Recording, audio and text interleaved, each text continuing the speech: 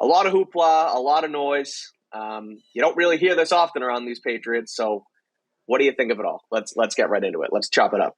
Do you not really hear it? You didn't years ago. Yeah. This is kind of par for the course now. It's a soap opera. It's as much a soap opera as it is football. None of the other 31 teams seem to operate this way. And I'll put this out here first because I'm going to say my part. And everybody's going to tell me, everybody's going back and say, oh, I'm a Mac Jones apologist. I'm paid by Mac Jones. I only believe Mac Jones, blah, blah, whatever. What does he pay you? Clearly enough, right? No, look, clearly not enough because I'm about to say this. If you truly believe Mac Jones is the next quarterback of the Patriots, or you truly believe that Mac Jones does not belong in the NFL, you are kidding yourself. If you have a strong opinion on Mac Jones, one way or the other, you just care about the narrative. Because the reality is, we have not seen enough from this kid to know whether or not he's an NFL quarterback. They took him 15th overall, which is a significant investment. He had, people will throw the end of the season at me, he had what is overall a good rookie year. Most rookies would like to have that season, even with the little downtick at the end. Patriots Beat is brought to you by FanDuel, the exclusive wagering partner of the CLNS Media Network. Sign up at FanDuel.com/Boston and make every moment more on America's #1 sportsbook. And then last year, he was in a situation that nobody would have succeeded in. It got kind of lost in all of this today, Mike. You mentioned Brian Hoyer signing with the Raiders. Tom Curran, there was a report from Tom Curran, I forget if it was over the weekend or Monday morning, that the reason Brian Hoyer is no longer with the Patriots is because of what a mess it was with the coaching staff last year. This is Brian Hoyer, whose family lives here, who has signed here 3 times. Last time he was here, said he had no interest in playing for another franchise. Now he is. And there's a common theme here. Brian Hoyer said he had no interest in playing for another franchise. Something happened in 2022. And now he's playing for the Raiders. Mac Jones was a promising rookie. Bill Belichick spoke highly of him. Something happened in 2022. And now all of a sudden we're selling low on the guy? What happened in 2022? It's the what's his name? The ESPN guy, Windhorst. Oh, yeah. Well, I wonder what happened in 2022. Yeah. Right, exactly. Why is this happening? So, look, I just think with last year, you can't fully evaluate him, good or bad.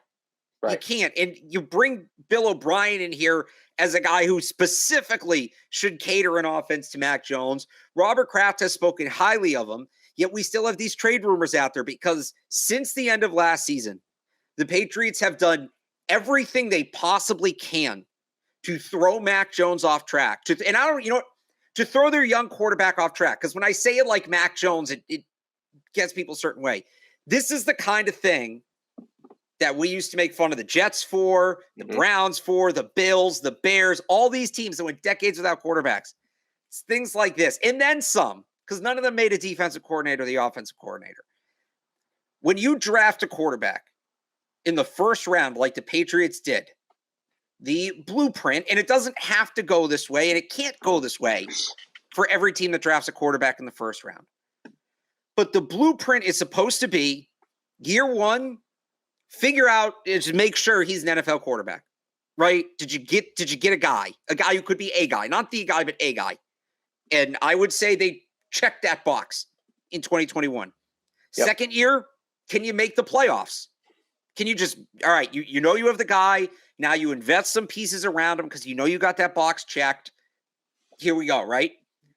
And then in the third year, can you win a playoff game? Can you win the division? Can you get a home playoff game?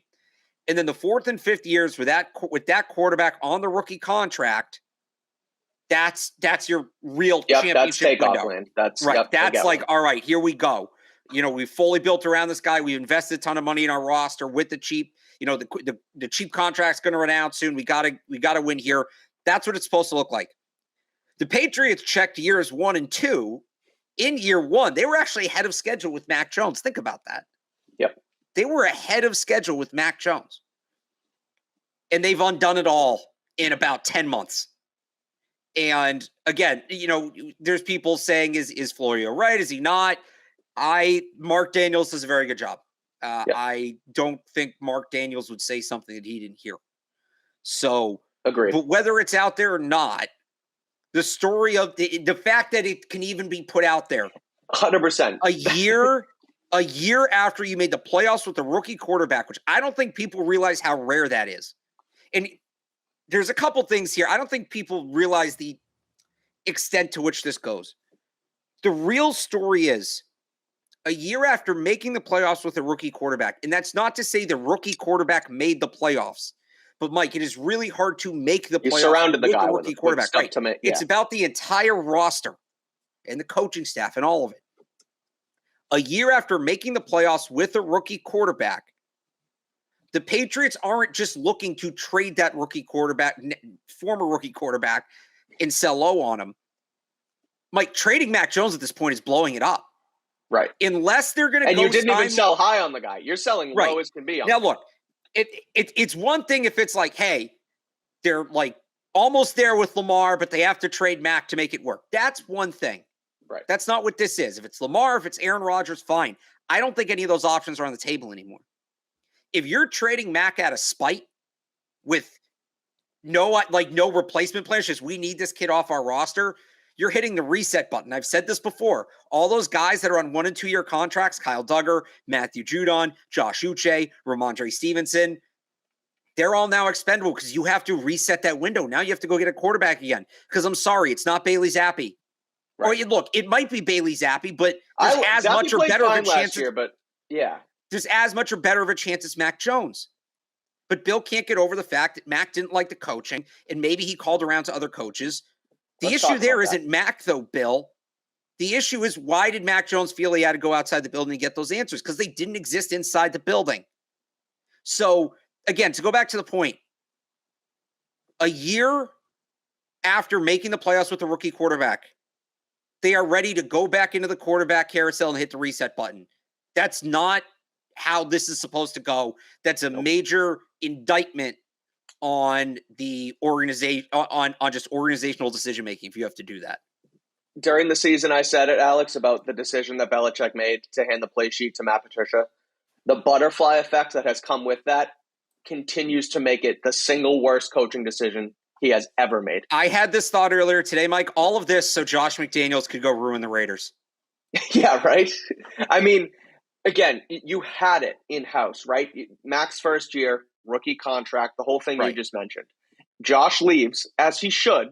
He deserved a chance at another coach. Oh, yeah, no, it's not Josh McDaniels' fault. I just thought it was. No, I know. But so, my point, though, you lose Josh, and then you don't replace him with anything. You go to your friend, you hand him a play sheet, and you say, figure this out with a second-year quarterback who still needs grooming in the NFL. Blasphemy. Right. And it's tumbled into all of this, and now we're sitting here on April 4th, 2023, talking about how Bill's mad that Mac went out of house. That was a report as well. Mac, like we said, Mac went out, talked to some Alabama coaches for help on the offense because it made no sense, and everybody knew it, and Bill is still mad about that. And that's how I thought of it again, too, as you said, if they're just going to trade Mac out of spite because Bill doesn't like him now. That's just not absurd. Yeah. And I think Clarence Hill, who covers the Cowboys, I want to say for ESPN, I don't remember who, but I think you're right. He I thought made the best point. Somebody tweeted the quote that Bill Belichick is really pissed off at Mac Jones for seeking outside help. Clarence Hill on Twitter, he should have been pissed off at the guy who put Matt Patricia in charge of the offense and Joe Judge in charge of the QBs, right? Now, look, and I want to make this point because I think people are going to mishear this, and some of you are just going to mishear it because you want to be mad. But there is a difference between and okay, for what I believe on all, and this is not inside information. This is not me saying I believe as in I've been told. This is just me trying to put all the pieces together. I don't. Windy. Right. I don't think Bill Belichick was like calling the Raiders and calling the Bucs and saying, you got to take Mac Jones off my hands. I don't think Robert Kraft would allow it because it's really not a great look for him to praise Mac as much as he has this offseason. And then the team trades him. And there was the quote from Tom Curran at the beginning of the offseason. Remember, would Mac Jones get traded over Robert Kraft's dead body? Yep. That being said, if Bill Belichick had the chance to move Mac without a plan B, I don't necessarily think he'd be upset about that. That's my thought. But the other thing I want to hammer home is there is a difference between moving on from Mac Jones for Lamar Jackson, or moving on from Mac Jones for Aaron Rodgers, or even moving on from Mac Jones for Anthony Richardson or Bryce Young, and moving on from Mac Jones full stop. Because this is the whole thing we did with Brady, right? How do you move on from the quarterback when you don't have a plan in place to replace him? We shredded Bill for this in 2019, 2020, right? Yep. But now all of a sudden, because some people think Mac Jones is icky, it's the right thing to do. Just get him off the team. Just get him off the team and figure it out after that. Getting rid of Mac Jones, full stop, does not make the team better. It doesn't. Right. If it's we're trading Mac Jones because we need to trade him to acquire a first-round pick that we can send to the Ravens to get Lamar Jackson, that's different because there's a plan there. Yeah. If it's a spite thing, that's going to go down as the second worst coaching decision. Maybe that's a little strong, but it's really just trading Mac Jones with no next move in the chamber. Right. Is where it's like, all right, well then what exactly is the goal here? Because you're going to have what's going to be a second reset season in 3 years. 2020 was a reset season, and look, they needed it. Most teams need a reset season every once in a while. The Patriots were the anomaly in that. They needed a reset season 2020. They took one, took a shot in the dark with Cam Newton. It didn't work out, put them in position to draft Mac Jones. That's kind of, it's not great, but that's kind of what you have to do sometimes. They did that. Great. Then they drafted the guy and he got them to the playoffs and all that. You shouldn't be going back to square one now, a year after you got to the playoffs with the guy. 100%. And especially unless you think something, right. So getting Lamar, it's not going back to square one, obviously.